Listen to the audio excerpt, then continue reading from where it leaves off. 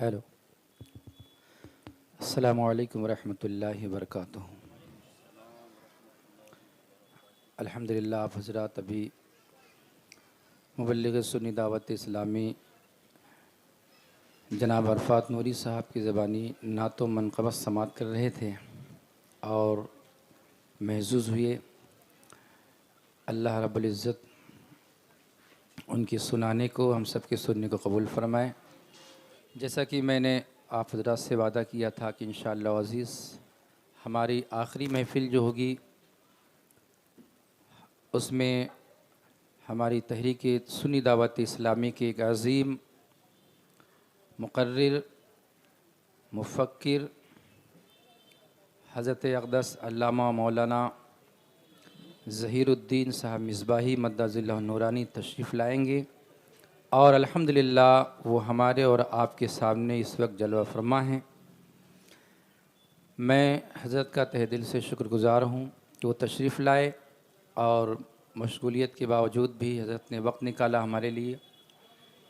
میں گزارش کروں گا کہ آپ حضرات اپنی کرسیوں پر، اپنی جگہوں پر بیٹھ جائیں، اور جس طرح روزانہ الحمدللہ آپ حضرات نے بخوبی خاموشی کے ساتھ خطاب سماعت کیا ہے، اسی طریقے سے پرسکون ہو کر انشاءاللہ آپ حضرات کو بیان سماعت کرنا ہے۔ ایک علمی گفتگو انشاءاللہ اور ایک تحقیقی بیان آپ کے سامنے پیش کیا جائے گا انشاءاللہ عزیز۔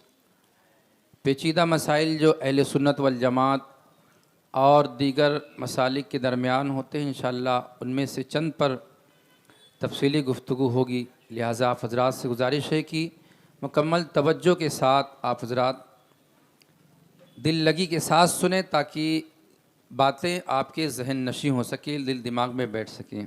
آئیے ہم آپ اپنے آئے ہوئے مہمان جو گجرات کی سرزمین پر سنی دعوت اسلامی کا کام الحمدللہ بخوبی انجام دے رہے ہیں، ہم ان کا استقبال کرتے ہیں۔ نعرہ تکبیر، ایسے نہیں جیسے روزانہ کرتے ہیں۔ نعرہ تکبیر، نعرہ رسالت، ذکر شہدائے کربلا، فیضان شہدائے کربلا، سنی دعوت اسلامی، مسلک اعلی حضرت اقدس علامہ مولانا ظہیر الدین مصباحی صاحب قبلہ، نعرہ تکبیر، نعرہ رسالت۔ جزاکم اللہ۔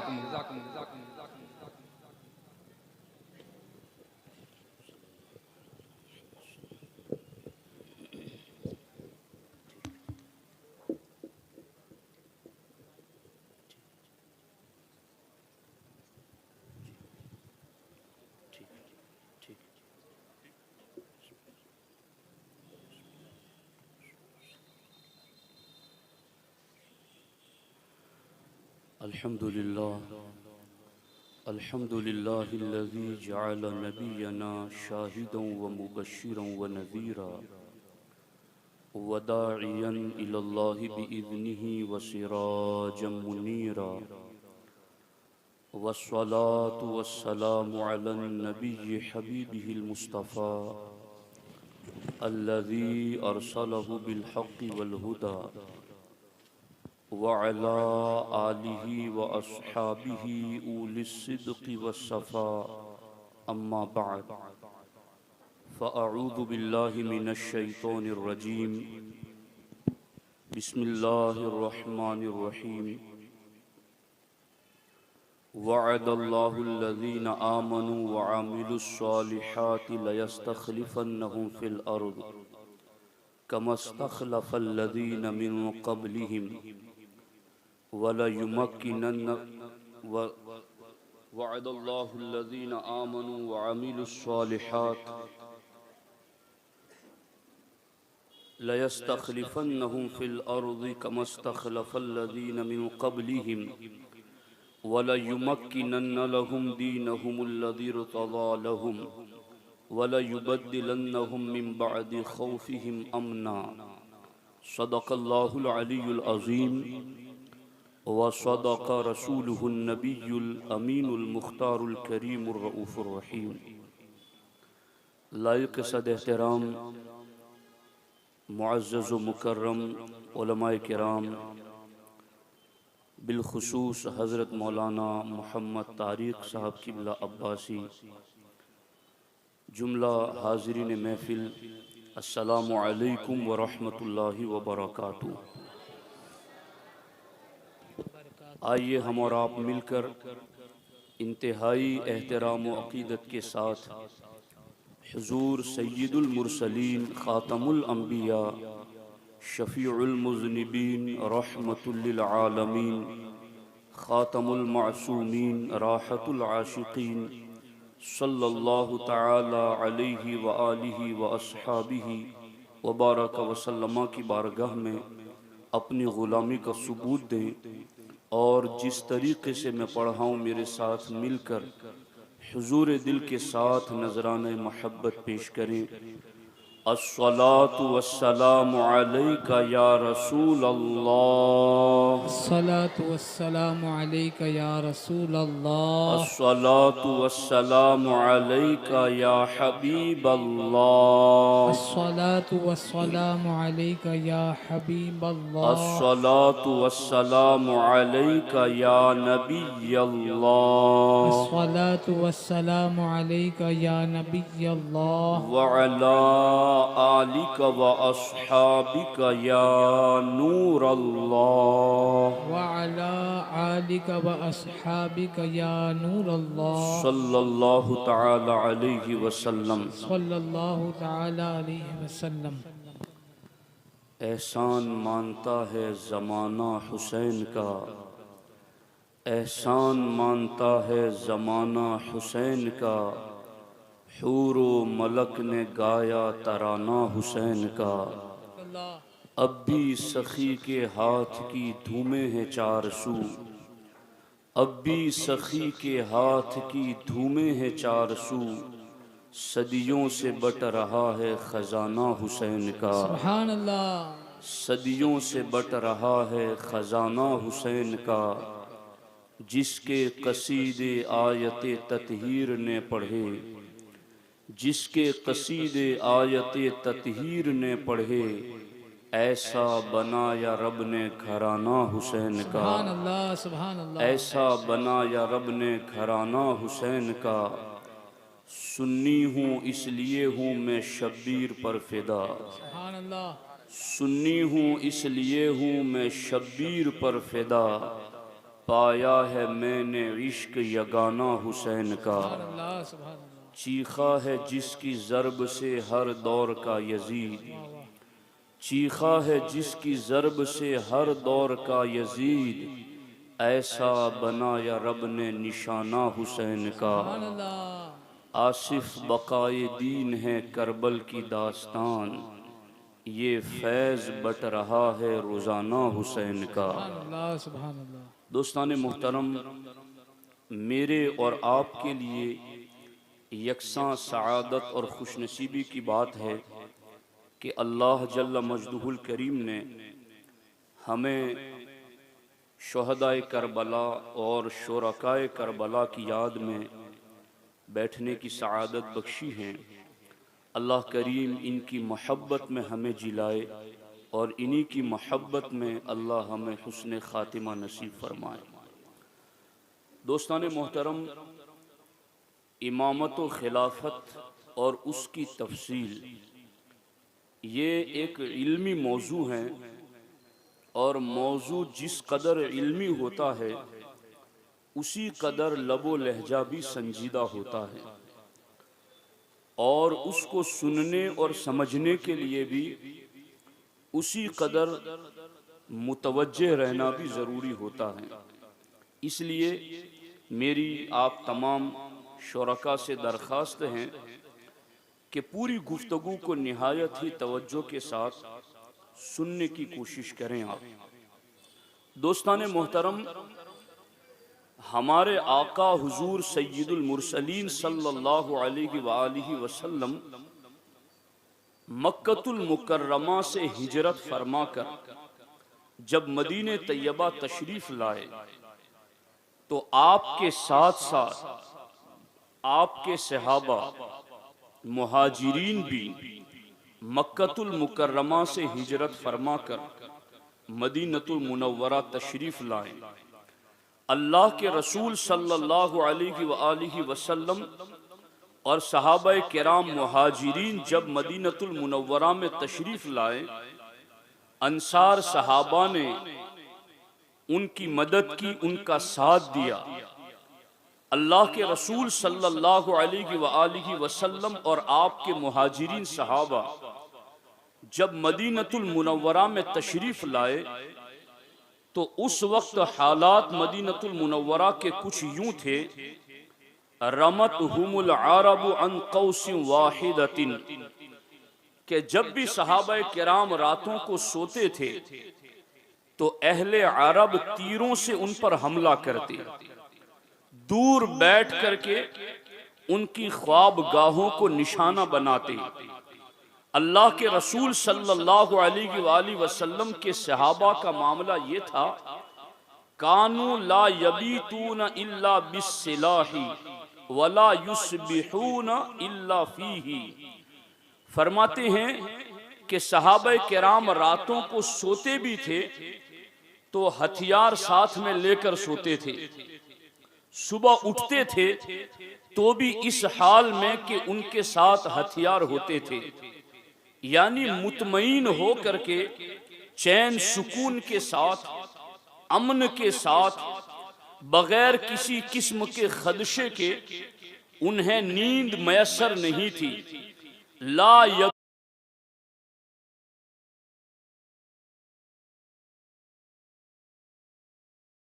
کرتے تھے چونکہ ان کے اوپر رمتہم العرب عن قوس واحدہ، کہ اہل عرب ان کی خواب گاہوں پر حملے کرتے، ان پر تیر پھینکتے۔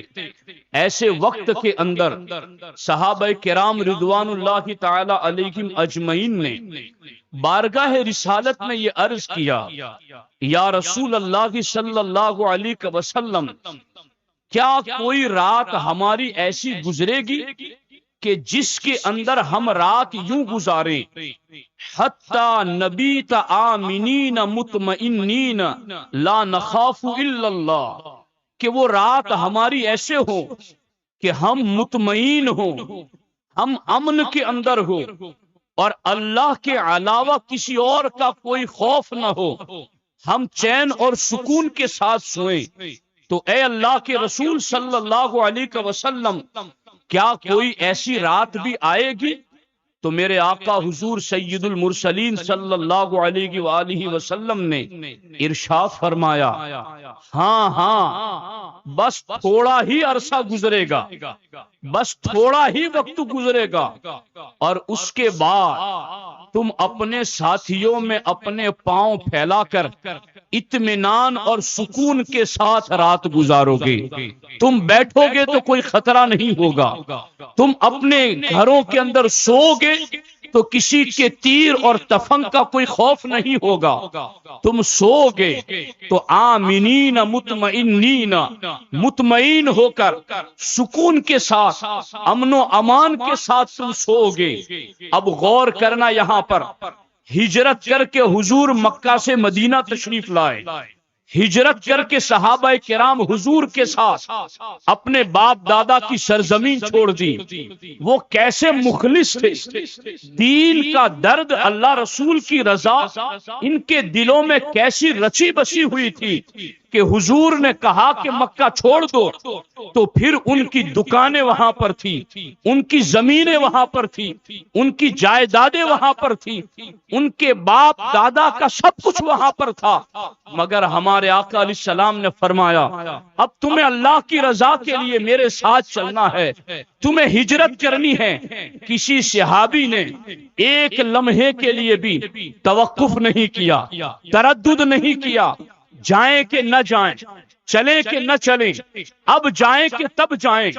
جب حضور نے کہا تمہیں چلنا ہے، قربان میں اس عالم میں حضرت صدیق اکبر کی عظمتوں پر کہ جب حضور علیہ السلام کو جبریل نے آ کر کے بتایا تھا حضور ایک رات آئے گی جس رات آپ کو ہجرت کر کے مدینہ جانا ہے.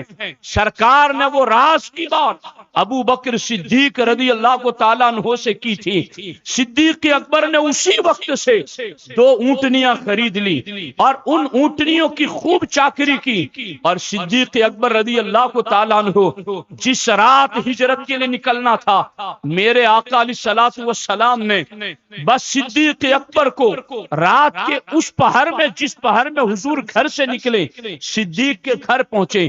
بس صدیق کے گھر پر صرف آواز دی صدیق اکبر پہلے سے تیار بیٹھے ہیں. صدیق اکبر یوں لگتا ہے جیسے صدیق اکبر کو ابھی ابھی کسی نے بتایا ہو اور وہ بالکل ساز و سامان کے ساتھ تیار ہو.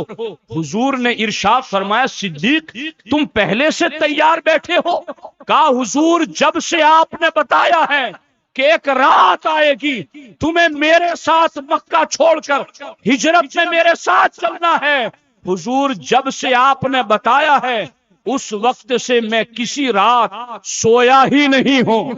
میں ہر رات آپ کے انتظار میں رات بھر جاگتا رہا کہ کب حضور کہیں، اور 1 منٹ کا بھی لمحہ ایسا نہ گزرنے پائے کہ حضور کہیں اور صدیق تاخیر کریں.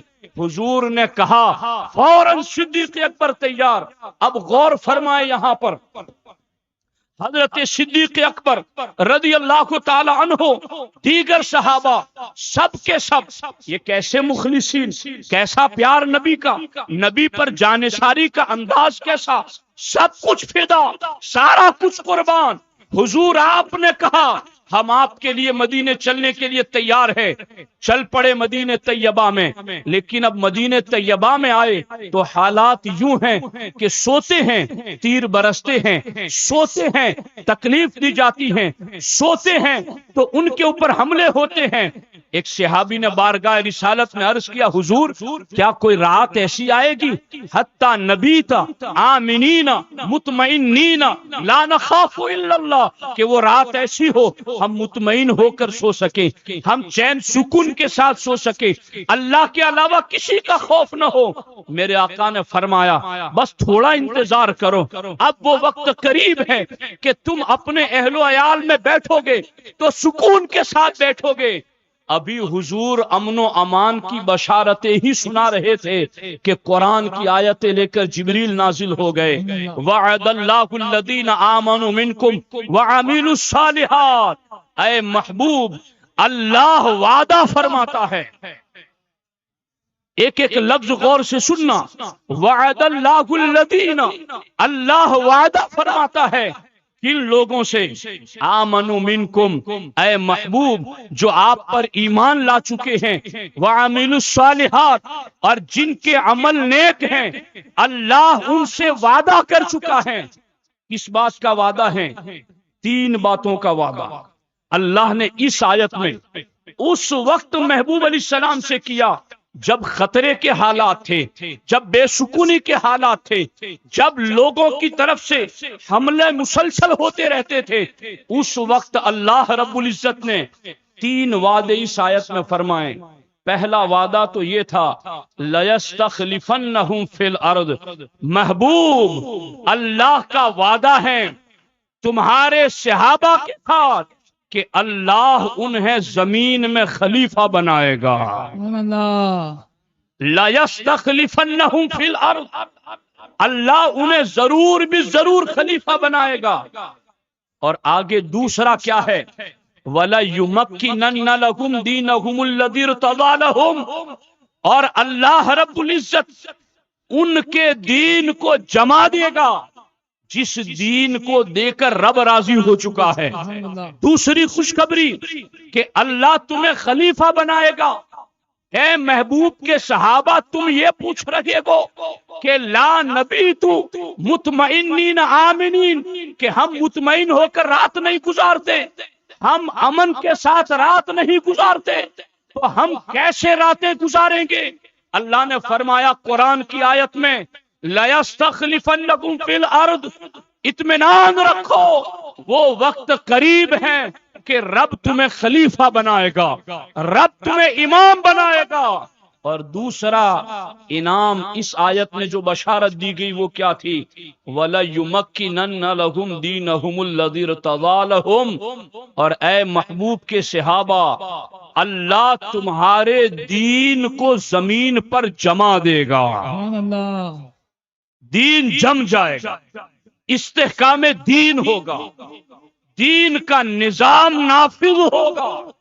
اور تیسری بشارت وَلَيُبَدِّلَنَّهُم مِّن بَعْدِ خَوْفِهِمْ أَمْنًا، اور تیسری بات یہ کہ یہ جو آج خوف اور خطرہ لگا ہوا ہے، اللہ جل مجدہ الکریم تمہارے لیے اس خوف کے بعد امن ہی امن عطا فرمائے گا، سکون ہی سکون عطا فرمائے گا۔ اب آپ دیکھیں اس آیت مبارکہ میں اللہ رب العزت نے ایمان والے بندوں سے 3 وعدے فرمائے۔ بات میں بہت زیادہ اہمیت ہے، اس لیے اس کو توجہ سے سننا۔ معاملہ بیک گراؤنڈ کیا تھا؟ بیک گراؤنڈ یہ تھا کہ صحابہ کو پریشان کیا جا رہا تھا، تیر مارے جا رہے تھے۔ اللہ کے رسول علیہ السلام نے وعدہ کیا اور قرآن کی آیت نازل ہو گئی، وعد اللہ، اللہ نے وعدہ کیا۔ اور آپ جانتے ہیں ان اللہ لا یخلف المیعاد، اللہ اپنے وعدوں کے خلاف نہیں کرتا۔ یہ قرآن کی آیت ہے، اللہ وعدوں کی خلاف ورزی نہیں کرتا۔ ومن اصدق من اللہ قیلا ومن اصدق من اللہ حدیثا، اللہ سے زیادہ بات سچی کس کی ہو سکتی ہے؟ اللہ سے زیادہ فرمان کس کا سچا ہو سکتا ہے؟ اس سچے رب کا فرمان ہے، اس وعدے کے خلاف نہ کرنے والے رب کا فرمان ہے کہ اے محبوب کے صحابہ، رب تمہیں خلیفہ بنائے گا، رب تمہارے دین کو جما دے گا، رب تمہیں امن و امان عطا کرے گا۔ اب یہ 3 وعدے اللہ جل مجدہ الکریم نے محبوب علیہ السلام کے صحابہ سے کیے۔ کمال کی بات یہ ہے کہ ان 3 باتوں کے لیے جو اللہ نے لفظ ذکر فرمائے نا، میں علماء کی توجہ چاہتا ہوں۔ یہ دیکھیے، لام تاکید با نون ثقیلہ، یہ عربی گرامر کی بات ہے۔ اس کا مطلب ہے کہ ایک شخص کسی کو دعوت دے کہ آپ کل میرے گھر آئیے گا، میں آؤں گا، میں ضرور آؤں گا، میں ضرور بھی ضرور آؤں گا، میں ضرور بھی ضرور آؤں گا، آپ بالکل پریشان نہ ہو، مجھے آنا ہی ہے آپ کے گھر۔ کلام میں تاکید بڑھ رہی ہے نہیں بڑھ رہی؟ کلام میں زور پیدا ہو رہا ہے یا نہیں ہو رہا ہے؟ اللہ رب العزت نے 3 وعدوں کے لیے لا یستخلفنہم، یہاں بھی لام تاکید بانون ثقیلہ، ولا یمکنن لہم، یہاں بھی لام تاکید بانون ثقیلہ، ولا یبدلنہم، یہاں بھی لام تاکید بانون ثقیلہ۔ اللہ کا ہر وعدہ سچا ہے، چاہے وہ لام تاکید کے ساتھ ہو یا نہ ہو، چاہے وہ نون تاکید کے ساتھ ہو یا نہ ہو، مگر یہاں اللہ رب العزت اور اللہ کی قدرت اور مشیت اس لیے زور پیدا کر رہی کہ جہاں انکار کا امکان ہوتا ہے وہاں رب کی قدرتیں اپنے کلام میں تاکید پیدا کرتی ہے۔ کل جا کر کے ابو بکر کی خلافت پر، ان کی امامت پر، عمر کی خلافت پر، ان کی امامت پر، عثمان کی خلافت پر، ان کی امامت پر، مولا مرتضی کی خلافت پر، ان کی امامت پر، حسن مجتبی کی خلافت پر، ان کی امامت پر کوئی اعتراض کرنے والا تھا، کوئی انکار کرنے والا تھا، رب نے خلافت دیے جانے سے پہلے ہی قرآن نازل ہوتے ہوتے ہی تاکید در تاکید کے ساتھ یہ آیت نازل فرما دی، محبوب تیرے صحابہ کو رب ضرور بھی ضرور خلیفہ بنائے گا۔ نعرے تکبیر، نعرے رسالت، عظمت صحابہ، سبحان اللہ۔ آپ غور کیجئے، اللہ جل مجدہ الکریم نے اس طریقے سے خلافت کا زور پیدا کیا۔ اب یہاں آپ کی توجہ ہو تو میں ایک جز ساتھ میں گفتگو کا ایڈ کرنا چاہتا ہوں۔ اب یہ تو ہو گیا کہ خلیفہ اللہ بنائے گا، مگر یہ کہاں لکھا ہے کہ ابو بکر عمر عثمان کو پہلے بنائے گا؟ تو وہ بھی اسی آیت میں موجود ہیں۔ سبحان اللہ۔ قاضی ثناء اللہ پانی پتی علیہ الرحمہ حنفی اپنی تفسیر میں لکھتے ہیں کہ یہ آیت مبارکہ حضور سید المرسلین کے معجزات نبوت میں سے ایک معجزہ ہے، حضور کی صداقت نبوت پر ایک دلیل ہے، اور یہ آیت مبارکہ خلفائے راشدین کی خلافت کی بین دلیل ہے۔ کس طریقے سے؟ ذرا ربط دیکھو اس آیت میں۔ اللہ نے دو باتیں فرمائی ہیں کہ اللہ نے وعدہ کیا ہے خلیفہ بنانے کا، اللہ نے وعدہ کیا ہے، مگر کن سے؟ ایمان اور عمل صالح والوں سے۔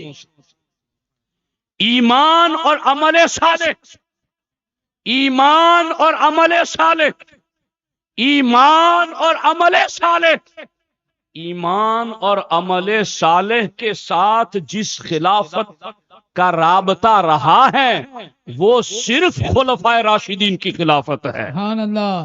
اس پر بہت کچھ ہے، مگر میں آپ کو بس اتنے جملوں میں بات بتا گیا کہ باقی خلفاء بھی ہوئے ہیں، بنی امیہ میں بھی خلفاء ہوئے، بنی عباس میں بھی خلفاء ہوئے، مگر ان کے لیے الذین آمنوا وعملوا الصالحات کہ کامل ایمان اور کامل عمل صالح، کامل ایمان اور عمل صالح کے ساتھ جس خلافت کا رب نے ذکر اس قرآن کی آیت میں کیا ہے، در حقیقت وہ وہی خلافت ہے جس کو ابو بکر و عمر عثمان و علی کی خلافت کہتے ہیں۔ سبحان اللہ۔ ان کی خلافت کا اللہ رب العزت نے اس آیت کے اندر ذکر کیا ہے۔ اب یہاں ایک بات ختم ہوئی میری گفتگو کی کہ یہ ہے خلافت اور امامت کا قرآن سے ثبوت، اور یہ ہے ابھی تو حضور کی حیات ظاہری کی بات چل رہی ہے۔ توجہ ہے آپ لوگوں کی؟ حضور ابھی مکے سے مدینے آئے ہیں، اور حضور علیہ السلام نے تقریباً 10 سال مدینے میں گزارے، اور یہ آیت مدینے میں آنے کے ابتدائی وقت کی ہے، یعنی ابھی حضور علیہ السلام کے وصال ظاہری کے 10 سال باقی ہیں، اور 10 سال پہلے ابو بکر و عمر عثمان و علی کی خلافت رب قرآن میں بیان فرما رہا ہے۔ تو غور کیجئے، ان کی خلافت کے اشارے قرآن میں ذکر کر دیے گئے، اب اس خلافت اور امامت کا نفاذ ہونا ہے کہ اب یہ جو قرآن میں جس کا ذکر آ گیا، اب وہ خلافت اور امامت ظاہری شکل میں زمین پر خارج میں جس کا وجود ہو، یہ کیسے ہوا؟ اب جو میں ذکر کر رہا ہوں درجنوں شبہات کا ازالہ ہے اس میں، جو غور سے سن لے گا وہ جواب دینے کی پوزیشن میں آ جائے گا۔ وہ کیا باتیں ہیں؟ یہ میرے سامنے اس وقت موجود ہے المسامرہ، یہ اہل سنت و جماعت کی علم عقائد کی بنیادی کتاب ہے، اور اسی کے ساتھ ساتھ یہ میرے پاس دوسری کتاب ہے جو شرح عقائد نصفیہ کی شروحات اور ان کے حواشی جتنے بھی لکھے ہیں وہ حواشی سب اس کتاب کے اندر جمع ہیں۔ یہ دونوں اس وقت میری نگاہ کے سامنے ہیں۔ جس خلافت کا وعدہ قرآن کی آیت میں لام تاکید بانون ثقیلہ کی تاکید کے ساتھ اللہ نے ذکر فرمایا تھا، وہ خلافت کب دی گئی اور وہ کیسا وقت تھا، اس کا ظہور کیسے ہوا؟ اللہ اکبر! ہمارے آقا حضور سید المرسلین جان کائنات صلی اللہ علیہ وآلہ وسلم جب دنیا سے وصال ظاہری فرماتے ہیں، اب حضور کا جانشین اور خلیفہ اول مقرر کرنا ہے۔ کسے کرے؟ خلیفہ کسے بنائے؟ تو غور کیجئے، یہاں پر قرآن کی اس آیت میں لام تاکید بانون ثقیلہ دونوں بیان کیا گیا، اور اس آیت کے اندر اللہ نے فرمایا کہ ضرور بھی ضرور خلیفہ بنائیں گے مگر ایمان اور عمل صالح والوں کو۔ اب ایمان میں جانتے ہو صحابہ میں سب سے بلند درجہ کس کا ہے؟ ہمارے آقا علیہ السلام فرماتے ہیں لو اتزن ایمان ابی بکرین مع ایمانی امتی لرجح ایمان ابی بکرین. سبحان اللہ. ہمارے آقا فرماتے ہیں کہ میری پوری امت کا ایمان ایک پلڑے میں رکھ کر کے تولا جائے اور میرے صدیق کا ایمان ایک پلڑے میں رکھ کر تولا جائے اللہ رجح ایمان ابی بکرین تو صدیق کا ایمان میری پوری امت کے ایمان پر غالب آ جائے گا. سبحان اللہ. یہ تو ایمان کے وزن کی بات ہے. مشکات میں ایک دوسری حدیث ہے، سرکار فرماتے ہیں آسمان سے ایک میزان اترا، ایک ترازو اترا. سرکار فرماتے اس ترازو میں پہلے مجھے رکھا گیا، بعد میں دوسرے ترازو میں میری پوری امت کو رکھا گیا. سرکار فرماتے ہیں لا رجحا میرا پرلا سب پر بھاری ہو گیا. سرکار فرماتے اس کے بعد میرے والے پرلے میں میری جگہ صدیق کو بٹھایا گیا. سبحان اللہ. ہمارے آقا علیہ السلام فرماتے ہیں دوسرے پرلے میں میری پوری امت کو بٹھایا گیا. اللہ رجحا تو صدیق کا پرلا میری پوری امت کے مقابل بھاری ہو گیا. سبحان اللہ. سبحان اللہ. یہ کوئی قصے نہیں، یہ کوئی من گھڑت نہیں، یہ کوئی تک بندی اور چک بندی نہیں، یہ کہیں آواز آئی سن کر بول دیا نہیں. یہ قرآن کے 30 پارے پڑھ رہا ہوں، یہ سنت رسول علیہ السلام سے صاف صریح احکامات سنا رہا ہوں.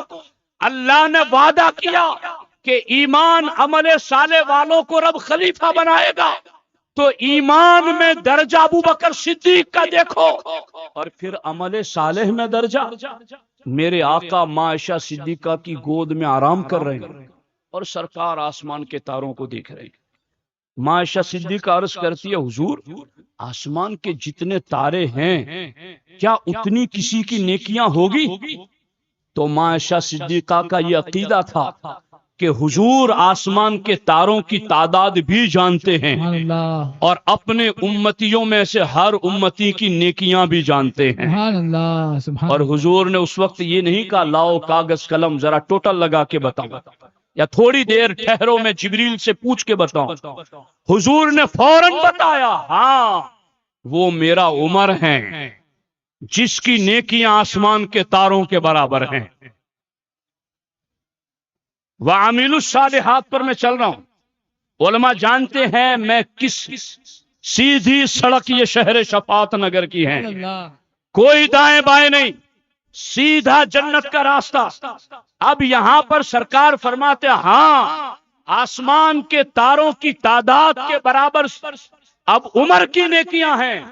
عائشہ صدیقہ نے عرض کیا فَأَيْنَ حَسَنَاتُ أَبِي بَكْرٍ حضور پھر میرے والد محترم ابو بکر صدیق کی نیکیاں کتنی ہیں؟ تو میرے آقا فرماتے ہیں کہ جمیع حسنات عمر کا حسنت واحدۃ لأبی بکر الصدیق. میرے آقا فرماتے ہاں عمر کی نیکیاں آسمان کے تاروں کی تعداد کے برابر ہیں مگر عمر کی ساری نیکیاں صدیق کی ایک نیکی کے برابر ہیں. سبحان اللہ. سبحان اللہ. اللہ اکبر. یا رسول اللہ زندہ باد زندہ باد. سبحان اللہ. آپ غور کیجئے کہ اللہ نے وعدہ کیا ہے لَيَسْتَخْلِفَنَّهُمْ ضرور بالضرور رب خلیفہ بنائے گا مگر ایمان اور عمل صالح والوں کو. اب ایمان اور عمل صالح میں سارے صحابہ کے اندر ڈھونڈو تو آپ کو پہلے نمبر پر ابو بکر صدیق نظر آئیں گے. سبحان اللہ. اب جب قرآن سے یہ باتیں بھی میں نے بتا دی کہ خلافت کا تلازم ہے ایمان و عمل کے ساتھ اور ایمان و عمل میں پہلے نمبر پر صحابہ میں ابو بکر صدیق ہے. اب حضور کا وصال ظاہری ہوا ہے. حضور کے وصال ظاہری کے بعد صحابہ نڈھال ہیں. سقیفہ بنی ساعدہ میں دھیان سے سننا دشمن کہاں پھسلاتا ہے کہاں ورغلاتا ہے. کہا جاتا ہے کہ حضور سید المرسلین صلی اللہ علیہ وسلم کے وصال ظاہری کے بعد سقیفہ بنی ساعدہ میں کیا ہو رہا تھا جی، اور اعتراض کو کس ڈھنگ سے پیش کیا جاتا ہے معلوم ہے؟ پوچھا یوں جاتا ہے کہ حضور کو غسل کس نے دیا؟ تو سیدھی بات ہے حضرت مولا مرتضی اشجع الاشجعین، شیر خدا، فاتح خیبر، سبحان اللہ، شہنشاہ ولایت، حضرت مولا مرتضی نے دیا۔ پھر سوال ہوتا ہے کہ ابو بکر عمر اس وقت کہاں تھے؟ تو سیدھی بات ہے کہ وہ سقیفہ بنی ساعدہ میں تھے۔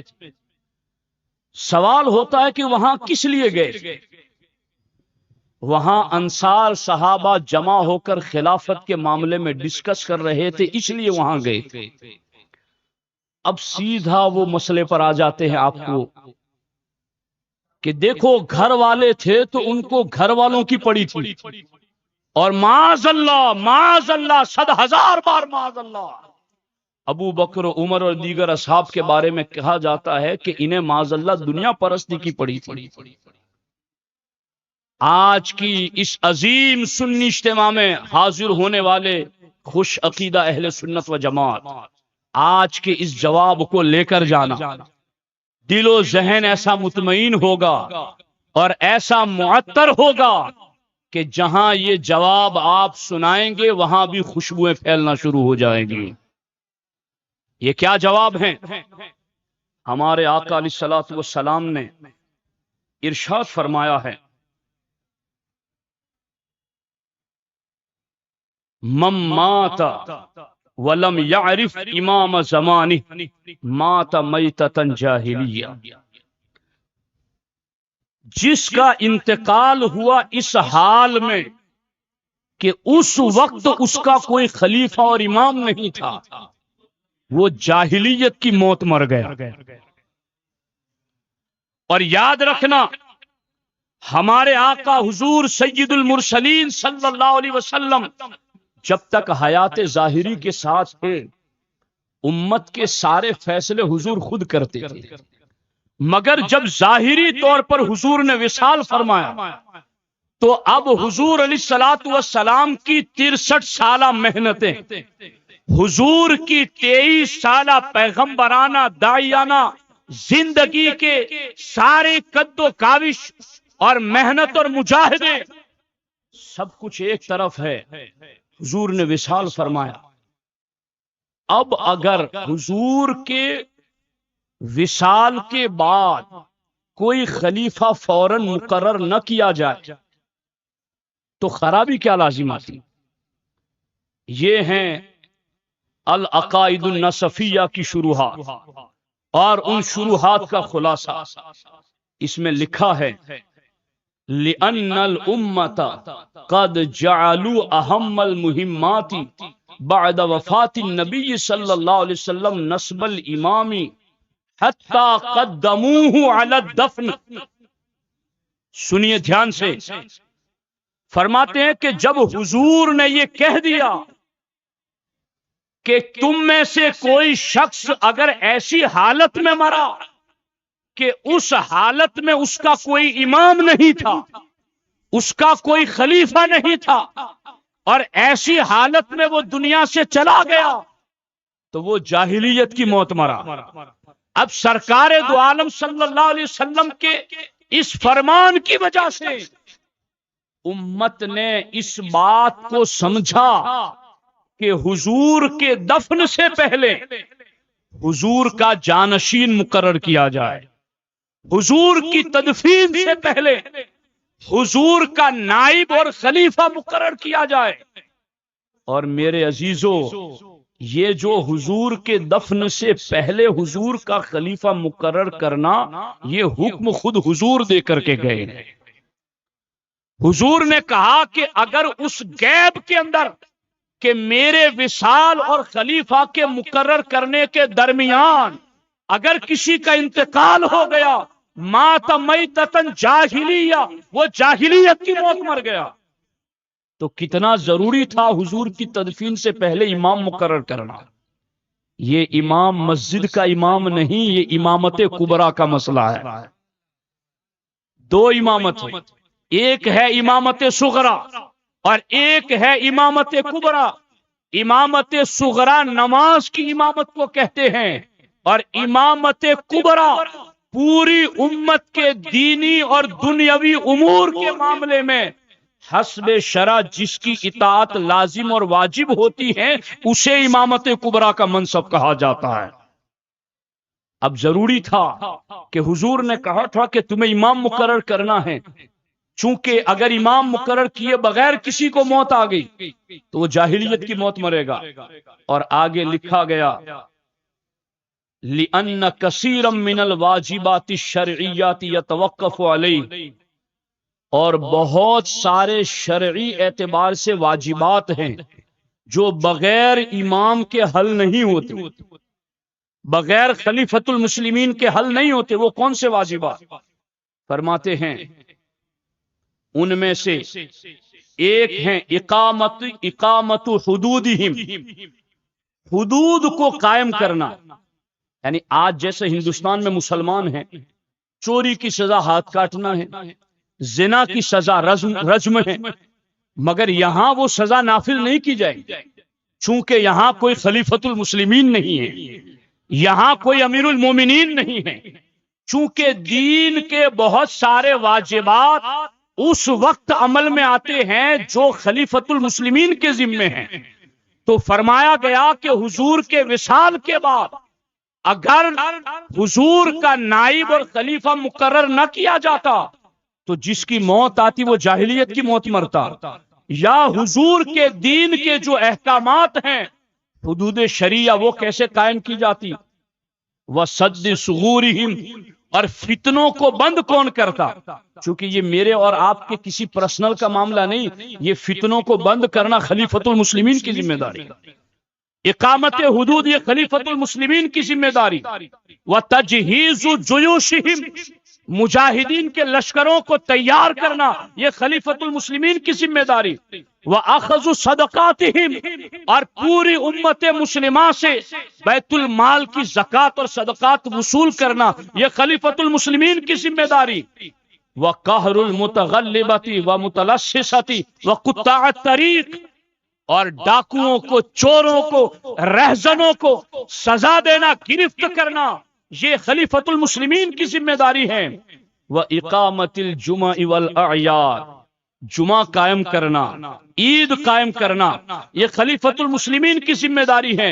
وَقَطْعُ الْمُتَنَازِعَاتِ الْوَاقِعَاتِ بَيْنَ الْعِبَادِ، اور مسلمانوں کے درمیان اور بندوں کے درمیان جو جھگڑے ہو جائے اس کا فیصلہ کرنا یہ خلیفۃ المسلمین کی ذمہ داری ہے. وَقُبُولُ الشَّهَادَاتِ الْقَائِمَةِ عَلَى الْحُقُوقِ، اور مسلمانوں کے حقوق کے معاملے میں کس کی گواہی مانی جائے گی نہیں مانی جائے گی یہ خلیفۃ المسلمین کی ذمہ داری ہے. وَتَزْوِيجُ الصِّغَارِ وَالصَّغَائِرِ الَّذِينَ لَا أَوْلِيَاءَ لَهُمْ، اور جن چھوٹے بچوں اور بچیوں کا کوئی ولی سرپرست نہیں ان کا نکاح کرنا یہ خلیفۃ المسلمین کی ذمہ داری ہے. فرماتے ہیں یہ ساری باتیں خلیفۃ المسلمین کی ذمہ داری میں آتی ہیں، اور یہ ساری باتیں 70% دین کا حصہ ہے. تو مسلمانوں کو حضور حیات ظاہری میں یہ بتا کر کے گئے تھے کہ اگر میرے وصال کے بعد تم نے فوراً میرا جانشین اور خلیفہ مقرر نہ کیا اور تو حدود کون قائم کرے گا، چوروں کی سزا کون قائم کرے گا، اسلامی لشکروں کو ترتیب کون دے گا، شہادتوں کو قبول کون کرے گا، اسی طریقے سے ڈاکوؤں کو، رہزنوں کو، چوروں کو ان پر سزا کون جاری کرے گا، چھوٹے بچوں کے نکاحوں کا اہتمام کون کرے گا، دین کے احکام کو نافذ کون کرے گا. میرے آقا جانتے تھے کہ دین کا 70% سے زیادہ معاملہ امیر المومنین کی ذات کے ساتھ متعلق ہے. اس لیے حضور فرما گئے تھے کہ نبی کے وصال کے فوراً بعد یا ایک خلیفہ کے وصال کے فوراً بعد ان کی تدفین سے پہلے جانشین اور خلیفہ مقرر کرو، اور جو حضور کہہ کر گئے تھے سقیفہ بنی ساعدہ میں انصار اور مہاجرین نے مل کے وہی کیا ہے۔ سبحان اللہ سبحان اللہ۔ بات سمجھ میں آئی کہ نہیں آئی ہے؟ وہی انہوں نے کیا ہے۔ لیکن اگر کوئی اس پر اعتراض کرتا ہے اور کسی کو یہ بات علمی دلیل والی سمجھ میں نہیں آتی ہے تو پھر ہم الزامی جواب دینا بھی جانتے ہیں کہ جس سے بات سیدھی سیدھی سمجھ میں آ جائے۔ اگر اس بات کو حضرت صدیق اکبر اور حضرت فاروق اعظم اور دیگر انصار صحابہ کے لیے کوئی ہوس پرستی دنیا پرستی مانتا ہے اور وہ یہ کہتا ہے کہ گھر والوں کو تو حضور کی فکر تھی اور باہر والے تھے تو ان کو معاذ اللہ رب العالمین اپنی دنیا کی فکر تھی، تو معاذ اللہ 100,000 بار معاذ اللہ 100,000 بار معاذ اللہ یہ الزام مولا مرتضی پر بھی آئے، ہماری طرف سے نہیں، ان کی طرف سے جو ابو بکر عمر پر اعتراض کرتے۔ کیسے کہ جب عثمان غنی کی شہادت ہوئی، عثمان یقیناً یقیناً یقیناً ذوالنورین ہیں، حضور کی 2 بیٹیوں کے شوہر، حضور کے دوہرے داماد، اور حضور نے فرمایا میری 100 بیٹیاں بھی ہوتی اور یکے بعد دیگر عثمان کے نکاح میں وصال کرتی تو میں نبیوں کا امام اپنی 100 بیٹیاں یکے بعد دیگر عثمان کے نکاح میں عطا کرتے۔ سبحان اللہ اتنی بڑی شان ہے عثمان غنی کی۔ ان کا وصال ہوا، ان کے وصال ظاہری کے بعد حضرت امیر معاویہ رضی اللہ تعالی عنہ نے حضرت مولا مرتضی کی خدمت میں یہ بات رکھی کہ امیر المومنین کا قصاص لیا جائے، امیر المومنین کو جنہوں نے قتل کیا جائے انہیں قصاص میں قتل کیا جائے۔ اس وقت جواب امیر المؤمنین مولا مرتضی نے وہی دیا تھا جو ابو بکر و عمر نے اپنے زمانے میں کام کیا تھا۔ کیا جواب دیا مولا مرتضی نے؟ مولا مرتضی نے فرمایا پہلے خلافت کو مضبوط ہو جانے دو، بعد میں کسی قاتل اور ظالم کو چھوڑا نہیں جائے گا۔ تو کیا معاذ اللہ ابو بکر و عمر پر جو اعتراض لوگ کر رہے ہیں کیا وہ اعتراض مولا مرتضی پر نہیں آئے گا؟ اگر کوئی خارجی ناسبی اس بات کو لے کر کے جو تم ابو بکر عمر پر اعتراض کرتے ہو دنیا پرستی کا، اگر وہ اعتراض کوئی خارجی اور ناسبی معاذ اللہ مولا مرتضی پر کرے گا کہ مولا مرتضی نے فوراً قصاص کیوں نہیں لیا، فوراً عثمان غنی کا خون کا بدلہ کیوں نہیں لیا، انہوں نے کیوں حکومت اور خلافت کو مضبوط کرنے کی بات کی، معاذ اللہ ابو بکر و عمر پر ان کے اعتراض کرنے سے یہ اعتراض تو معاذ اللہ مولا مرتضی پر بھی آ جائے گا۔ دونوں پر اعتراض اسی وقت نہیں ہوگا جب سنی عقیدہ مانا جائے۔ سبحان اللہ۔ دونوں ذاتیں ابو بکر و عمر ہو یا مولا مرتضی ہو، دونوں دنیا پرستی سے، ہوس پرستی سے، دنیا کی سلطنت سے، دنیا کے لالچ سے ایک پورے کے کروڑویں حصے کے برابر بھی ان کے دل میں کوئی دنیا کا خیال نہیں تھا۔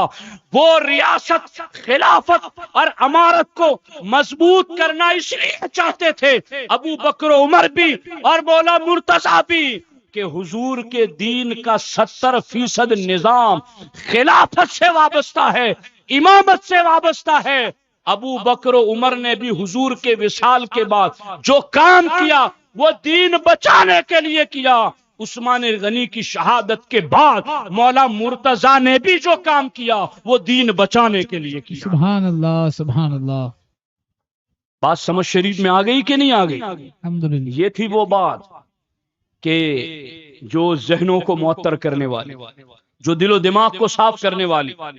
اب آگے بات سننا، حضرت ابو بکر و عمر رضی اللہ تعالی عنہما، ان کی خلافت، ان کی امامت، میں نے آپ کو بتایا نا ہمارے یہاں خلافت اور امامت یہ دونوں ایک ہیں۔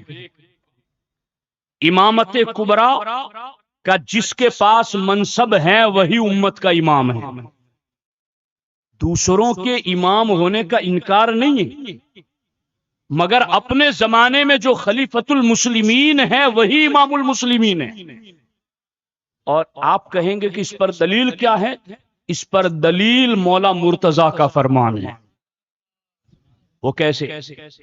دیکھیے، حضرت مولا مرتضیٰ رضی اللہ تعالی عنہ سے ان کے دور خلافت میں، یہ فتح رضویہ شریف کے 28ویں جلد میں امام اہل سنت نے اس بات کو لکھا ہے، کان اور دل دونوں کھول کے سنو اور اس کو محفوظ رکھو۔ حضرت مولا مرتضیٰ رضی اللہ کو تعالی عنہ کی خدمت، باتوں کی طرف میں تھوڑا متوجہ رہی، باتوں کی طرف میں تھوڑا متوجہ رہی۔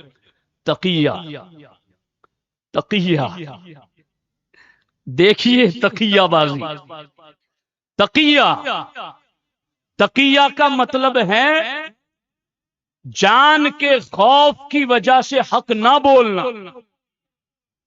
میں کہتا ہوں سنی مولا مرتضیٰ کو بزدل نہیں شیر خدا مانتا ہے۔ سبحان اللہ، سبحان اللہ۔ سنی مولا مرتضیٰ کو صاحب ذوالفقار مانتا ہے۔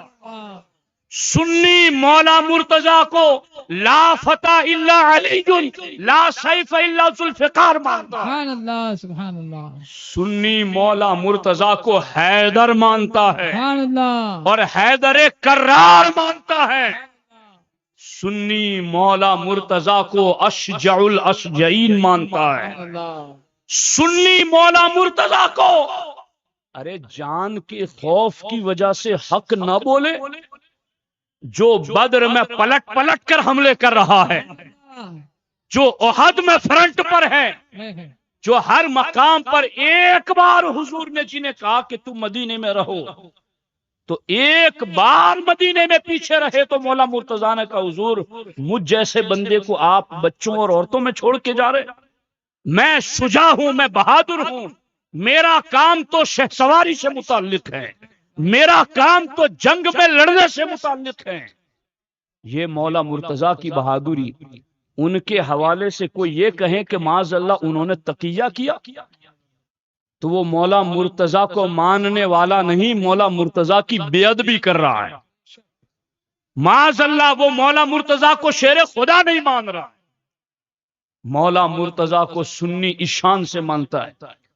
اب یہ جو چوتھی خلافت میں مولا مرتضیٰ کے پاس دو بندے آئے، بفرض محال، بفرض محال اگر ان کی بات مان لی جائے کہ ابو بکر عمر و عثمان رضی اللہ تعالیٰ عنہ کے دور میں مولا مرتضیٰ نے خاموشی اختیار کی جان کے خوف سے، حالانکہ ایسا ہے نہیں، بفرض محال، تو جب مولا مرتضیٰ خود خلیفہ تھے تب تو ابو بکر و عمر عثمان وصال کر چکے تھے، تب تو تقیے کا کوئی مسئلہ ہی نہیں ہے۔ ان کے تقیے کے مطابق سنی تو تقیے کا لفظ لاتا ہی نہیں ہے، لیکن جنہوں نے تقیے کی بات کی ہے میں ان کی بات کر رہا ہوں، سنی تقیے کی بات نہیں کرتا۔ لیکن اگر یہ بات مان لی جائے کہ ان کے بقول، تو جب مولا علی خود خلیفۃ المسلمین تھے تب تو کوئی تقیے والی بات ہی نہیں تھی۔ ایسے وقت میں کہ جب آپ خلیفۃ المسلمین تھے، آپ کے پاس دو بندے آئے اور انہوں نے آ کر مولا مرتضیٰ رضی اللہ تعالیٰ عنہ سے پوچھا اعاہدہ عہدہ الیک النبی صلی اللہ علیہ وسلم ام رأیا رأیتہ، اے علی کیا کوئی عہد و قرار حضور علیہ السلام نے خلافت کے بارے میں آپ سے لیا تھا، یا یہ پھر آپ لوگوں کا اجماع اور اتفاق تھا؟ ابو بکر پہلے، عمر دوسرے اور تیسرے عثمان، تو یہ حضور علیہ الصلوۃ والسلام کا کوئی عہد و قرار تھا پہلے سے کہ حضور نے باضابطہ صراحت کے ساتھ، میرے ان لفظوں پر غور کرنا چونکہ اس بیان کو بعد میں علماء بھی سنیں گے، کہ کیا آپ سے حضور نے صراحت کے ساتھ، اشارے تو قرآن اور حدیث میں درجنوں ملتے ہیں جن میں حضور نے خلافت کی ترتیب بھی بتا دی تھی۔ مسجد نبوی کی اینٹیں رکھتے وقت سرکار نے پہلی اینٹ رکھی، دوسرے صحابی رکھنا چاہتے، حضور نے کہا تم رکو یہاں پر، میری اینٹ کے بعد صدیق اینٹ رکھیں گے۔ किसी और न रखनी चाहिए। कहा तुम रुको, अभी इसके बाद उमर रखेंगे, इनके बाद उस्मान रखेंगे, इनके बाद मौला मुर्तजा रखेंगे। और मेरे मौला की भी शान क्या है, मेरे मौला मुर्तजा ने सब कुछ अपनी हयात ज़ाहिरी में सारे फैसले खुद करा लिए थे। एक शख्स हुजूर अलैहिस्सलाम के हाथ ऊंट बेचा हुजूर को, ध्यान है आपका, हुजूर को ऊंट बेचा और उसकी कीमत के लिए हुजूर ने वादा फरमाया कि बाद में तुम्हें इसकी कीमत दी जाएगी। जब वो घर जाने लगा तो रास्ते में मौला मुर्तजा से मुलाकात। मौला मुर्तजा ने पूछा कि कहां से आ रहा हो? कहा हुजूर अलैहिस्सलाम की बारगाह से आ रहा हूं। का क्या हुआ? का ऊंट बेचा है, कीमत लेनी बाकी है, हुजूर ने वादा किया है कि बाद में आना मैं दे दूंगा। मौला मुर्तजा ने कहा जाओ जाकर हुजूर अलैहिस्सलाम से पूछो कि अगर हुजूर आप विसाल फरमा गए और मेरी कीमत आपने उस वक्त तक नहीं दी तो मैं आपके बाद किससे लूंगा।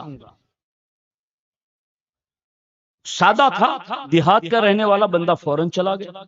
हुजूर से पूछा तो मेरे आका अलैहिस्सलाम ने फरमाया कि अगर मेरा विसाल हो जाए और तुम्हारे ऊंट की कीमत बाकी रहे तो मेरा अबू बकर उस कीमत को अदा करेगा। सुभान अल्लाह।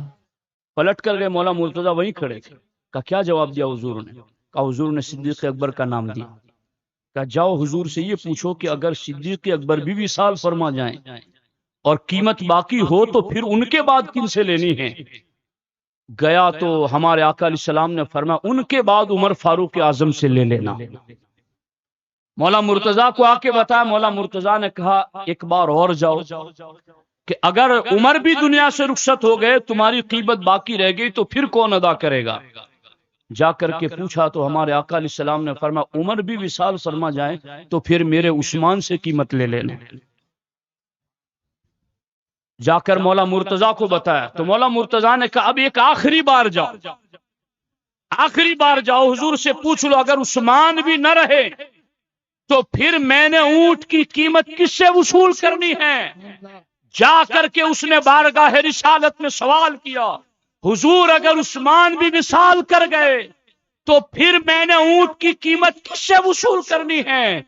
मेरे आका ने फरमाया इलल्लज़ी अरसलका, अगर उस्मान भी विसाल कर जाए तो ऊंट की कीमत उसी से ले लेना जो तुम्हें मेरे पास भेज रहा है। नारे तकबीर, नारे रिसालत, नारे तहकीक। सुभान अल्लाह, सुभान जोर से नारा लगाओ, नारे तकबीर, अल्लाहु अकबर, नारे रिसालत, या रसूल अल्लाह। हाथों को उठाकर लगाओ, या सिद्दीक। या सिद्दीक, मैं या सिद्दीक बोलूं तो आपको या अली बोलना है, मैं या हसन बोलूं तो आपको या हुसैन बोलना है। या सिद्दीक, या अली, या सिद्दीक, या अली, या सिद्दीक, या अली, या अली, या सिद्दीक, या अली, या सिद्दीक, या अली, या सिद्दीक, या अली, या सिद्दीक, या हसन, या हुसैन, या हसन, या हुसैन, या हसन, या हुसैन, या हुसैन, या हसन, या हुसैन, या हसन, या हुसैन। या हसन। यूं बयां करते हैं सुन्नी दास्तान अहले बैत। सुभान अल्लाह, अल्लाहु अकबर, या रसूल अल्लाह, जिंदाबाद, जिंदाबाद। सुभान हसन सुन्नी है, फिर इफरात और तफरीत उससे क्यों कर हो। सुभान अल्लाह, हसन सुन्नी है, फिर इफरात और तफरीत उससे क्यों कर हो। अदब के साथ रहती है रविश अरबाब सुन्नत की। सुभान अल्लाह, सुभान अल्लाह। सुन्नी अहले अदब हैं। अब देखना यहां पर ये सारे फैसले ऊंट की कीमत का कोई मसला ही नहीं था। मसला तो बिटवीन मौला अली खिलाफत का पूछ रहे थे और तरतीब सब कुछ हुजूर ने इशारों में बता दी थी। मगर अब जब खिलाफत चहारुम में मौला मुर्तजा थे, उस वक्त मौला अली रदी अल्लाह ताला अन्हु से दो बंदों ने पूछा क्या हुजूर ने आपसे पहले खलीफा होने का कोई वादा लिया था या ये आप लोगों का इजमा और इत्तेफाक था जिसकी वजह से पहले अबू बकर, फिर उमर, फिर उस्मान और फिर आप बने। हजरत मौला मुर्तजा का जवाब सुनना, सच्चे मौलाइयों, सच्चे करबलाइयों, सच्चे हुसैनियों, मुर्तजवी गिजा लेकर के जाओ। मौला मुर्तजा फरमाते हैं बल रायुन रायतुहु حضور نے صاف صاف تو یہ نہیں کہا تھا ہاں ابو بکر کا پہلا خلیفہ ہونا، عمر کا دوسرا ہونا، عثمان کا تیسرا ہونا اور میرا چوتھا خلیفہ ہونا، یہ صحابہ کے اجماع کی وجہ سے، سبحان اللہ، صحابہ کے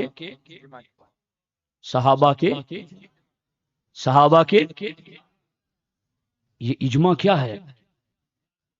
دین کے 4 ماخذ ہیں جہاں سے مسائل نکلتے ہیں، عقائد نکلتے ہیں: قرآن، سنت، اجماع اور قیاس۔ اور سرکار اعلی حضرت فرماتے ہیں اجماع اقوال ادلہ ہے، اور پھر اجماع میں سب سے ٹاپ لیول کا اجماع صحابہ کا اجماع ہے۔ صحابہ کا اجماع قطعی ہوتا ہے۔ اور اگلی بات یاد رکھنا، صحابہ کا جس بات پر اجماع ہو جائے اس کا انکار کفر ہے، یہ ہے بہار شریعت میں لکھا ہوا، اور درجنوں اس کے اندر حوالے موجود ہیں کہ ابو بکر و عمر کی خلافت کا انکار کفر ہے۔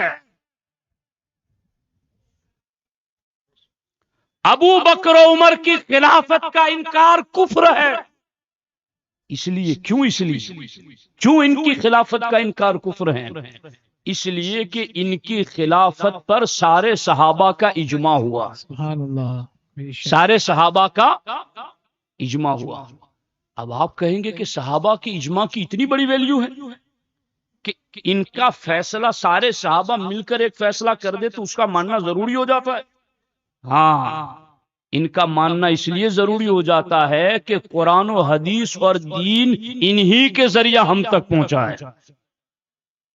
اگر یہ معتبر نہ ہو تو قرآن و حدیث پر سے اعتبار اٹھ جائے گا۔ اور یہ میں امام ربانی کے مکتوبات لے کر آیا ہوں، کاش وہ وقت رہے کہ میں سارے پڑھ سکوں آپ کے سامنے۔ ابھی تو میری گفتگو کا مقدمہ ہے، ابھی اصل بات میں نے شروع نہیں کی، ابھی اصل بات مکتوبات سے اور اسد الغابہ سے مجھے آپ کے سامنے پڑھنی۔ غور کرنا یہاں پر۔ اب مولا مرتضی رضی اللہ تعالیٰ عنہ سے پوچھا کیا حضور نے نامزد کیا تھا کہ پہلے ابو بکر پھر عمر پھر عثمان پھر علی ہوں گے؟ کہا نہیں، نامزد نہیں کیا تھا، مگر ہم صحابہ نے اجماع کیا ہے اس بات۔ اب مولا مرتضی کا جواب سننا۔ آگے مولا مرتضی فرماتے اما ان یکون عندی عہد من النبی صلی اللہ علیہ وسلم عہد الی فی ذلک فلا۔ مولا علی کہتے اس بارے میں حضور کا مجھ سے کوئی وعدہ کہ میں پہلا خلیفہ بنوں گا، ایسا حضور نے مجھ سے کوئی وعدہ نہیں کیا ہے۔ یہ مولا مرتضی اس وقت کہہ رہے ہیں جب آپ اپنے دور خلافت میں، کہ تم اگر مجھ سے یہ پوچھ رہے ہو کہ حضور نے پہلا خلیفہ مجھے نامزد کیا تھا اور تینوں خلفاء نے معاذ اللہ میرا حق چھین کر کے پہلے بن گئے، تو ایسا نہیں ہے، حضور نے مجھ سے ایسا کوئی وعدہ پہلے میرا خلیفہ ہونے کا نہیں لیا تھا۔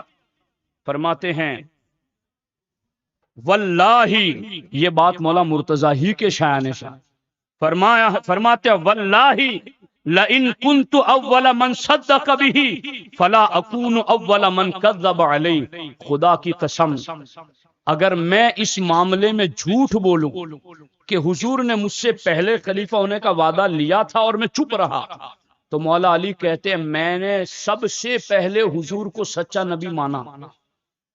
بچوں میں سب سے پہلے کلمہ مولا علی نے پڑھا۔ مولا علی فرماتے اگر میں سب سے پہلے حضور کو سچا ماننے والا ہوں اور بالیقین ہوں، تو اگر یہ وعدہ حضور نے مجھ سے کیا ہوتا تو میں حضور کی آنکھ بند ہوتے ہی سب سے پہلے حضور کے لیے جھوٹ نہ بولتا۔ بات یاد آ رہی ہے آپ لوگوں کو؟ میری بات سمجھ میں آ رہی ہے؟ مولا علی سے پوچھا گیا پہلے خلیفہ آپ ہے؟ کہا نہیں۔ کہا حضور نے کوئی وعدہ کیا تھا؟ کہا نہیں۔ مولا مرتضی کہتے اگر وعدہ کیا ہوتا تو جب میں سب سے پہلا حضور کو سچا ماننے والا ہوں تو حضور کے بارے میں سب سے پہلا حضور کے وصال کے بعد جھوٹ بولنے والا علی نہ بنتا۔ سچ سب سے پہلے علی نے قبول کیا ہے، سچ سب سے پہلے علی نے ظاہر کیا ہے، تو اس وقت بھی علی سچ ہی بول رہا ہے کہ حضور نے مجھے پہلا خلیفہ نہیں بنایا۔ یہ مولا علی کا اپنا فیصلہ، اپنے دور خلافت۔ اور آگے مولا علی کے جملے سننا، حیدر کرار کے شوکت والے جملے، پرشکوہ الفاظ۔ فرماتے ہیں لو کان عندی منہ عہد فی ذالک، اور اے سننے والو سن لو، اگر حضور کا کوئی وعدہ پہلا خلیفہ ہونے کا میرے پاس ہوتا کہ میں پہلا خلیفہ ہوں، ما ترکت اخا بنی تیم بن مرہ و عمر بن الخطاب یسوبان علی منبرہ، فرماتے اگر ایسا ہوتا کہ میں پہلا خلیفہ حضور نے مجھے بتایا ہوتا، وعدہ کیا ہوتا، تو میں ابو بکر و عمر کو حضور کے منبر پر بیٹھنے نہ دیتا۔ اگر حضور کا کوئی پہلا خلیفہ ہونے کی بات ہوتی تو میں ابو بکر و عمر کو حضور کے منبر پر بیٹھنے نہ دیتا۔ اور فرماتے ہیں وَلَقَاتَلْتُهُمَا بِيَدِي، میں اپنے ہاتھ سے ان کے ساتھ جنگ لڑتا۔ چونکہ حضور کا وعدہ ہوتا تو منصب اور دنیا داری کا مطلب نہیں، حضور کے فرمان کو پورا کرنا تھا۔ اگر حضور نے مجھ سے وعدہ لیا ہوتا تو میں ابو بکر و عمر کو حضور کے منبر پر پہلے اور دوسرے نمبر پر نہ بیٹھنے دیتا۔ وَلَقَاتَلْتُهُمَا بِيَدِي، میں اپنے ہاتھ میں تلوار لے کر ان سے جنگ کرتا۔ اور آگے فرماتے وَلَوْ لَمْ أَجِدْ إِلَّا بُرْدَتِ هَٰذِهِ، اے سننے والو اگر میرے پاس تلوار نہ ہوتی اور صرف یہ چادر جو میرے ہاتھ میں ہے، اگر یہ چادر ہی ہوتی اور حضور کا پہلا وعدہ میرے بارے میں ہوتا تو میں اس چادر ہوتی تو صرف اس چادر سے بھی ابو بکر عمر کو منبر سے اتار دیتا، اگر حضور کا مجھ سے کوئی وعدہ ہوتا۔ یعنی میرے پاس تلوار تو کیا اگر کچھ بھی نہ ہوتا تو علی حضور کے بتائی ہوئی بات پر چپ نہ رہتا، حضور کے بتائے ہوئے منصب پر اور حضور کی بتائی ہوئی ذمہ داری پر میں خاموش نہ رہتا۔ تلوار ہوتی تو تلوار سے جنگ کرتا، تلوار نہ ہوتی تو میں چادر ہوتی تو صرف چادر سے بھی ان دونوں کو منبر سے اتار دیتا۔ لیکن اب مولا مرتضیٰ کی بات سنو، مولا مرتضیٰ فرماتے ہیں ولیکن رسول اللہ صلی اللہ علیہ وسلم لم یقتل قتلا ولم یمت فجاءتا۔ مولا علی کا استدلال دیکھو، وقت ہے نا، مولا علی کا استدلال دیکھو۔ مولا علی فرماتے ہیں حضور کوئی جنگ میں شہید نہیں ہوئے، نہ حضور اچانک دنیا سے گئے۔ یعنی جنگ میں اگر شہید ہو جاتے تو کسی کے ذہن میں یہ بات رہتی کہ حضور کوئی وصیت کرنا چاہتے تھے اور رہ گئے، یا اچانک دنیا سے حضور علیہ السلام چلے جاتے تب بھی کسی کے ذہن میں یہ وہم آتا کہ حضور کچھ کہنا چاہتے تھے اور اچانک حضور چلے گئے۔ مگر صدیق فرماتے ہیں نہ حضور شہید ہوئے جنگ میں، نہ حضور اچانک دنیا سے گئے، بلکہ مکث فی مرضہ ایام و لیالیہ، بلکہ حضور اپنے مرض الوصال میں کئی دن رات رہے، کئی دنوں تک حضور نے مرض الوصال میں گزارے۔ وَيَأْتِيهِ الْمُؤَذِّنُ، اور حضور کی بارگاہ میں ہر نماز کے وقت مؤذن آتا، اور فَيُؤَذِّنُهُ بِالصَّلَاةِ، اور حضور سے نماز اور جماعت کی اجازت طلب کرتا، حضور میں مؤذن ہوں آپ کا، میں اذان دے کے آیا ہوں، اب نماز کون پڑھائے گا اس کے لیے آپ حکم دیں۔ ہے توجہ آپ لوگوں کی؟ تو میرے آقا علیہ السلام نے فرمایا ابو بکر صدیق کے بارے میں اور حضرت مولا علی نے ہمیں بتایا۔ مولا مرتضیٰ فرماتے ہیں فَيَأْمُرُ أَبَا بَكْرٍ فَيُصَلِّ بِالنَّاسِ، حضور سے 3 دن تک مؤذن ہر نماز کے وقت آتا اور آ کر حضور سے کہتا حضور میں نے اذان دے دی ہے، نماز کی امامت کا وقت آ گیا ہے، آپ جس کو چاہیں اس کو نماز کی امامت کے لیے بھیج دیں۔ مولا علی کہتے ہیں میں حضور کے سامنے بیٹھا ہوتا، وَهُوَ يَرَى مَكَانِي، میں حضور کے سامنے بیٹھا ہوتا، مگر تینوں دن حضور ایک ہی بات کہتے ہیں جاؤ ابو بکر سے کہو کہ میرے مصلی پر نماز پڑھائے، سبحان اللہ، جاؤ ابو بکر سے کہو کہ میرے مصلی پر نماز پڑھائے۔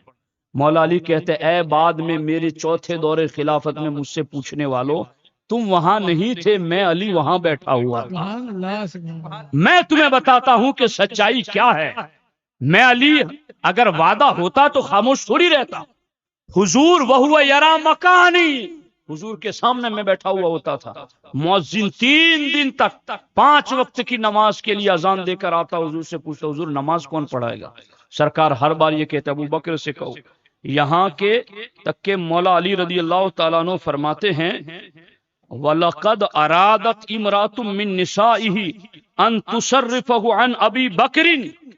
حضرت مولا علی کہتے حضور کی بیویوں میں سے 2 بیویاں حضرت عائشہ اور حضرت حفصہ, ان دونوں نے یہ چاہا تھا کہ حضور کسی اور کو نماز کی امامت کا حکم دیں, اور ان دونوں بیویوں نے حضور علیہ الصلوۃ والسلام سے کہا تھا حضور آپ ابو بکر کو نماز کی امامت کا حکم دیتے ہیں, وہ بہت نرم دل ہیں, مصلی پر آپ کو نہیں دیکھیں گے تو روئیں گے, تو یا رسول اللہ صلی اللہ علیہ وسلم وہ نماز کیسے پڑھا سکیں گے؟ آپ کسی اور کو حکم دے کہ وہ نماز پڑھائیں. مولا علی کہتے ہیں میں وہاں بیٹھا تھا, حضور کی بیویاں یہ بات کرتی تھی, اور جب حضور کی بیویوں عائشہ اور حفصہ رضی اللہ تعالیٰ عنہما نے اس بات پر اصرار کیا کہ ابو بکر کے علاوہ کسی اور کو نماز کی امامت کے لیے کہو, تو حضور نے ناراض ہو کر کے کہا تھا انتن صواحب یوسف, تم یوسف والی عورتیں مت بنو, جو یوسف علیہ السلام کے سامنے تھی کہ وہ اپنی بات منوانا چاہتی تھی. حضور علیہ السلام نے کہا تم یوسف والی عورتیں مت بنو, مورو ابا بکر فلیصلی بالناس, یہ میرا حکم ہے, ابو بکر سے کہو کہ وہ لوگوں کو امامت کرائے. اور جامع ترمذی کی حدیث ہے میرے آقا فرماتے ہیں یعب اللہ والمؤمنون الا ابا بکر الصدیق, ابو بکر کے علاوہ میرے مصلی پر میرے بعد فوراً کوئی کھڑا ہو صدیق اکبر کے سوا یہ رب بھی نہیں مانتا, ایمان والے بھی نہیں مانتے. سبحان اللہ سبحان اللہ. یہ اللہ کا حکم ہے, یہ ایمان والوں کا تقاضا ہے. سرکار نے فرمایا کہ عائشہ حفصہ ضد نہ کرو, یہ اللہ کا فیصلہ ہے, ابو بکر سے کہو کہ وہ نماز پڑھائے. میرے مولا تم کیسے حق پرست ہو, اپنے دور خلافت میں آپ نے یہ ساری باتیں بتا دی. اور مولا علی آگے فرماتے ہیں اب آخری جملے, اگر مولانا اجازت نہیں دیں گے تو میں آگے بات نہیں کروں گا, بس آخری جملے اس بات کی. مولا مرتضی رضی اللہ تعالیٰ عنہ فرماتے فلما قبض رسول اللہ صلی اللہ علیہ وسلم نظرنا فی امورنا. مولا علی فرماتے ہیں یہ ساری باتیں 3 دن تک حضور کے مرض الوصال میں میری موجودگی میں ہوتی رہی, کہ بار بار حضور مؤذن کو کہتے ابو بکر کو وہ نماز پڑھائے. حضور کی ازواج نے مسئلہ پھیرنا چاہا کسی اور صحابی کی طرف, پھر بھی حضور علیہ السلام نے انہیں ٹوکا اور ابو بکر ہی کو حکم دیا. مولا علی فرماتے ہیں نہ حضور اچانک گئے دنیا سے, نہ شہید ہوئے جنگ میں, میں سامنے بیٹھا تھا, حضور بار بار یہ کہتے اور حضرت ابو بکر نماز پڑھاتے. اب مولا مرتضی کا فیصلہ سنو, علی کو یوں باب العلم سنی مانتا ہے, باب مدینۃ العلم سنی مانتا ہے کہ اس دلیل سے مولا علی نے کیسے دلیل پکڑی اور اس انداز کو کیسے بیان کیا. مولا علی فرماتے فلما قبض, یہ سب ہم نے 3 دن تک دیکھا, پھر جب رسول اللہ صلی اللہ علیہ وسلم کا وصال ہو گیا نظرنا فی امورنا, تو ہم نے اپنے معاملات میں غور و فکر کی کہ اب ہمیں کیا کرنا چاہیے, حضور کا جانشین کسے بنائے. فاخترنا لدنیانا من رضیہ رسول اللہ صلی اللہ علیہ وسلم لدیننا, تو ہم نے غور و فکر کر کے یہ فیصلہ کر لیا کہ حضور علیہ السلام نے جنہیں ہمارے دین کا امام بنا دیا, ہم سب صحابہ نے مل کر کے انہیں ہی اپنی دنیا کا امام مان لیا. سبحان اللہ. یہ ہے مولا علی کا فیصلہ. اور آگے مولا علی فرماتے ہیں فکانت الصلاۃ عظیم الاسلام, عظیم الاسلام وقوام الدین, چونکہ نماز پورے دین کا ستون ہے, جب نماز ہی کا حضور نے امام بنا دیا تو دنیا کے معاملات میں بھی ہم نے ان کے اوپر اتفاق کر لیا اور اجماع کر لیا کہ یہی ہمارے امام ہیں. اب یہاں میں 2 باتیں عرض کر دیتا ہوں حضرت صحابہ کرام کے اجماع کے حوالے سے, کہ صحابہ کرام نے یہ جو اجماع کیا ہے, اس اجماع اور اتفاق کی ویلیو کیا ہے دین کے اندر.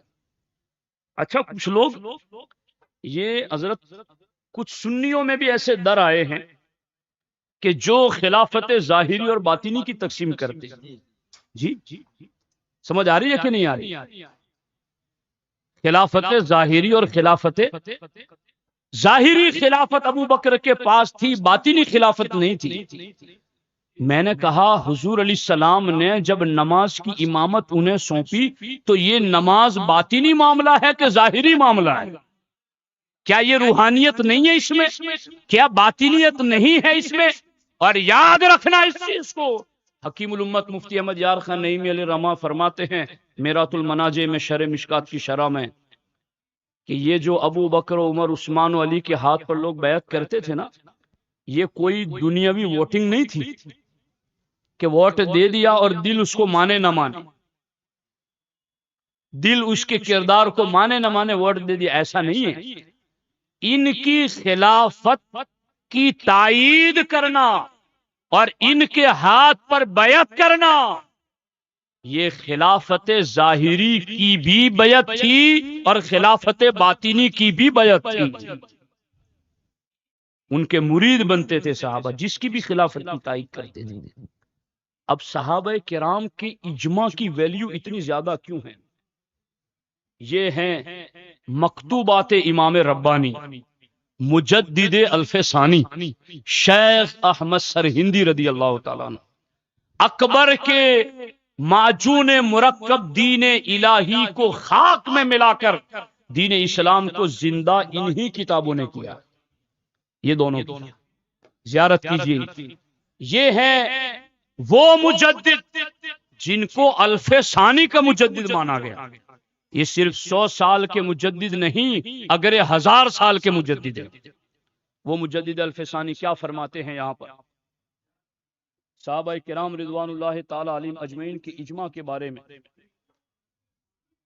یہ ہیں مکتوبات شریف کی جلد نمبر 2 اور مکتوب نمبر 36 صفحہ نمبر 82. مجدد الف ثانی فرماتے ہیں کہ قرآن و احادیث بتبلیغ اصحاب کرام بما رسیداست، کہ قرآن اور احادیث ہم تک پہنچے ہیں تو حضور علیہ الصلوۃ والسلام کے صحابہ کے پہنچانے سے ہم تک پہنچے ہیں. قرآن کو حضور کے وصال ظاہری کے بعد کس نے جمع کی؟ بولیے. جمع کرنے کا حکم خلیفہ اول ابو بکر صدیق نے دیا، اور ابو بکر صدیق کو جمع کرنے کا مشورہ عمر فاروق اعظم نے دیا. جب یمامہ کی جنگ میں 700 حفاظ صحابہ شہید ہو گئے تو حضرت عمر نے کہا اے خلیفۃ المسلمین، اگر یوں صحابہ شہید ہوتے رہے حافظ صحابہ تو قرآن اٹھ جائے گا، قرآن کو جمع کر لیا جائے. جیسے ہی عمر فاروق اعظم نے مشورہ دیا، صدیق اکبر نے پہلے تو یہ کہا کہ جو کام حضور نے نہیں کیا وہ میں کیسے کروں. پھر صدیق اکبر کہتے ہیں بات اتنی بار عمر نے مجھے کہی کہ اس میں خیر ہے جمع کر لیا جائے، اس میں خیر ہے جمع کر لیا جائے. صدیق اکبر کہتے جس بات کے لیے اللہ نے عمر کا سینہ کھولا میرا بھی کھول دیا.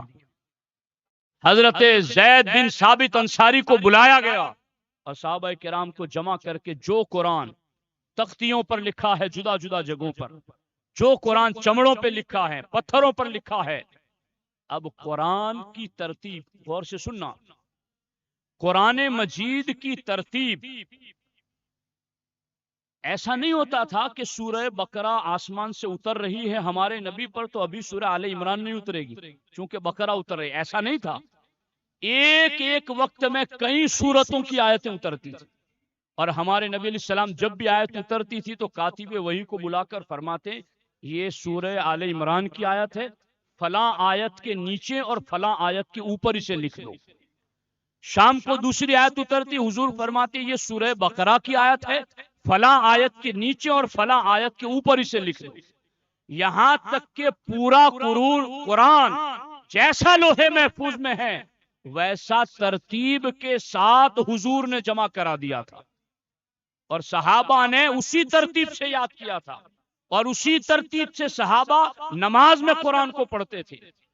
آج اگر میرے اور آپ کی مسجد کے اندر کوئی امام صاحب پہلی رکعت میں سورہ اخلاص پڑھ دے اور دوسری رکعت میں سورہ الفیل پڑھ دے علم تری کیف، ایک دن آپ برداشت کر لیں گے، دوسرے دن پڑھے گا تو متولی صاحب کہے گا یہ قرآن الٹا کیوں پڑھ رہے، خلاف ترتیب کیوں پڑھ رہے؟ میرے آپ کے جیسے گنہگار لوگ قرآن کی ترتیب اتنی بدل جائے تو ٹوک دیں، تو صحابہ کرام اسی ترتیب کے ساتھ قرآن پڑھاتے رہے نماز میں، تراویح میں، اور سارے صحابہ اس کو سنتے رہے اور مانتے رہے۔ ترتیب لوہے محفوظ کے مطابق حضور بتا کر گئے تھے، اور اس کے مطابق صحابہ نے زبانی بھی یاد کیا، مگر چمڑوں پر، تختیوں پر الگ الگ جگہ لکھا تھا، وہ ایک جگہ نہیں تھا۔ عمر نے مشورہ دیا، صدیق اکبر نے مانا، زید بن ثابت انصاری کو حکم دیا، دیگر صحابہ نے مل کر کے ایک ایک سورت کو، یعنی سورہ بقرہ کو ایک جگہ، سورہ آل عمران کو ایک جگہ، اس طرح سے ایک ایک تھیلے میں جمع کر لیا گیا۔ مگر ابھی تک پورا قرآن دو تختیوں کے درمیان ساری سورتیں جمع نہیں ہوئی، الگ الگ سورتیں تھیں۔ عثمان غنی رضی اللہ تعالی عنہ نے قرآن مجید کو دو تختیوں کے درمیان باقی ساری لغتوں سے چھانٹ کر، جن لغتوں پر پڑھنے کی گنجائش اللہ نے دی تھی 7 لغات پر پڑھنے کی ہدایت میں آسانی کے لیے، عثمان غنی نے تمام لغتوں سے چھانٹ کر صرف اصل لغت قریش پر جس میں قرآن اترا تھا، حضرت عثمان غنی نے 2 تختیوں کے درمیان ساری سورتوں کو جمع فرما دیا۔ اب مجھے بتانا یہاں پر قرآن اور احادیث ہم تک پہنچے تو کس کے ذریعہ پہنچے؟ نہیں بولو نا زور سے، میری اتنی منٹ کی محنت کہیں ایسا نہ ہو کہ آپ کو یاد نہیں ہوئی ہے۔ صحابہ اور اہل بیت اطہار رضوان اللہ تعالی علیہم اجمعین کے ذریعہ قرآن اور احادیث ہم تک پہنچے ہیں۔ اب مجدد الفسانی کا فیصلہ سننا، چون اصحاب متعون باشد دین کے از راہ ایشاں بما رسیدہ است نیز متعون خواہد بود۔ مجدد الفسانی فرماتے ہیں قرآن اور احادیث صحابہ کے ذریعہ ہم تک پہنچے ہیں، اگر وہ صحابہ ہی لائق اعتبار نہ رہیں گے تو پھر قرآن اور حدیث سے بھی اعتبار اٹھ جائے، قرآن حدیث سے اعتبار اٹھ جائے گا۔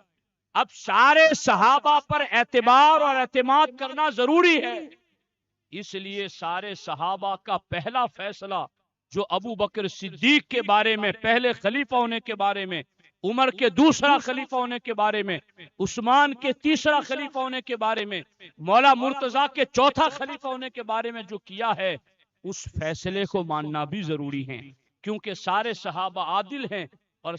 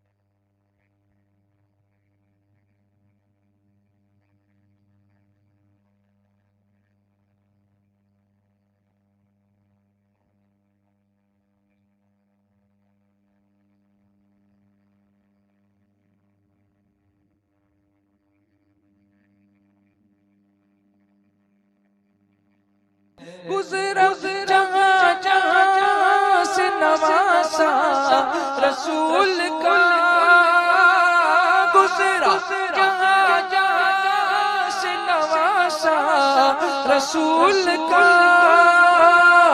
اب تک وہاں خدا کے، اب تک وہاں خدا کے کرم کا نزول ہے، میرا حسین باغ نبوت کا پھول ہے۔